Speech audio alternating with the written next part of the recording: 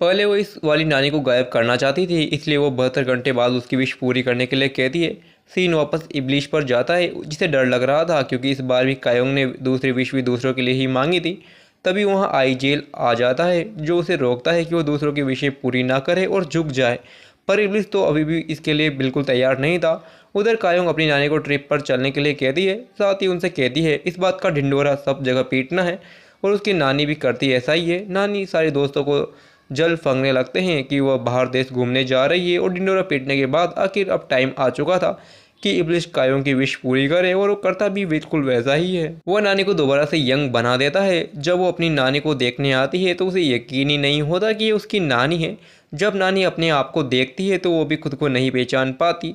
पर जब उन्हें पता चलता है कि यह सब इब्लिस ने किया है तो वो अपनी जवानी में वापस आकर पागल ही हो जाती है। और होना क्या था, वो इधर से उधर एक्साइटमेंट में भागने लगती है, क्योंकि आखिर जवान जो हो चुकी थी। कायोंग तो अब खुद ही अपनी नानी से परेशान होने लग गई थी, क्योंकि वो उनको सबके सामने ही नानी नहीं बुला सकती थी। इसलिए वो उनसे कहती है कि आप मुझे अपना दोस्त समझना। हमें पता चलता है कि यह ट्रिप पर जाने का प्लान भी कायोंग का ही था, ताकि कोई भी नानी के बारे में नहीं पूछे। और उधर वो कुत्ता भी अपनी दूसरी विश मांग लेता है, क्योंकि उसको पैसों की ज़रूरत थी। तो ये इब्लिस आइजोल की तिजोरी से सारे पैसे ले आता है और उसका मजाक बनाता है, क्योंकि पासवर्ड था ही बच्चों जैसा 1004।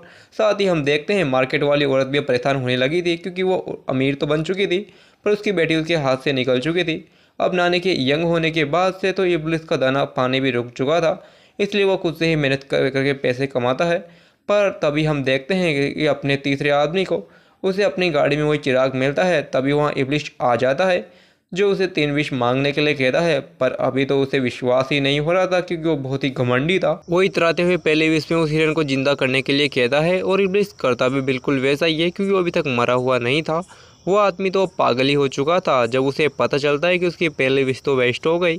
इसलिए इब्लिस दूसरी विश सोच समझकर मांगने के लिए कहता है, और वही हम देखते हैं अपने फोर्थ व्यक्ति को, जो कि और कोई नहीं कायोंग की क्लासमेट थी।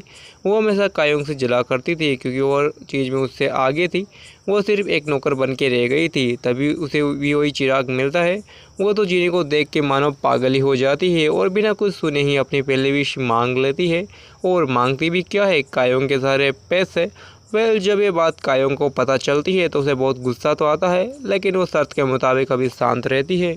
और उसके बाद वो इब्लिस को अपने गले से लगा लेती है और उससे प्यार से कहती है, ओ मेरे प्यारे से छोटे जीनी, तुम बहुत प्यारे हो, शैतान हो पर बहुत मासूम भी हो, सब ठीक हो जाएगा। तभी कायोंग को सबसे छोटा ताबूत दिखता है। एक्साइटमेंट में जब वो उसे छूती है तो उसे अपने पूर्वजनों की यादें आने लगती है। अब आखिर वो क्या यादें थी वो उसे भी समझ नहीं आती, तो मुझे कहाँ से आती। सीन नानी पर जाता है, जो कि अब पूरी तरह बदल चुकी थी। वो मिति से मिलती है, पर वह भी नानी को नहीं पहचान पाती। तभी ये सीन इब्रिश पर जाता है, जहाँ उसे आइजोल उठाकर ले जाता है। और वो भी कहाँ, एक चिल्ली की बोतल में। आइजोल तो पूरा इरिटेट हो चुका था इब्लिस से, क्योंकि उसने उसके सारे पैसे उस कुत्ते को जो दे दिए थे। और वो कोई भी ऐसा मौका नहीं छोड़ता था जहाँ उसने आइजेल को नीचा ना दिखाया हो। वो उनकी लड़ाई होती है, दोनों एक दूसरे को उठा पटक रहे होते हैं। पर इस लड़ाई के अंत में इब्लिस जीत जाता है, और ये सीन कट होकर कायोंग पर जाता है, जो अपने पूर्वजनों की याद करने की कोशिश कर रही थी। तभी वो आइजेल को देखती है, उससे कहता है, मैं तुम्हारे पूर्वजनों की बातें याद कराने में मदद कर सकता हूँ, और तुम जानना नहीं चाहोगी पिछले जन्म में तुम्हारे साथ क्या हुआ था। और दी एंड हो चुका है। तो मिलते हैं नेक्स्ट वीडियो में। अगर आप कायोंग की जगह होते तो क्या आप खुद के लिए विश मांगते या दूसरों के लिए, तो कमेंट करके ज़रूर बताना मुझे।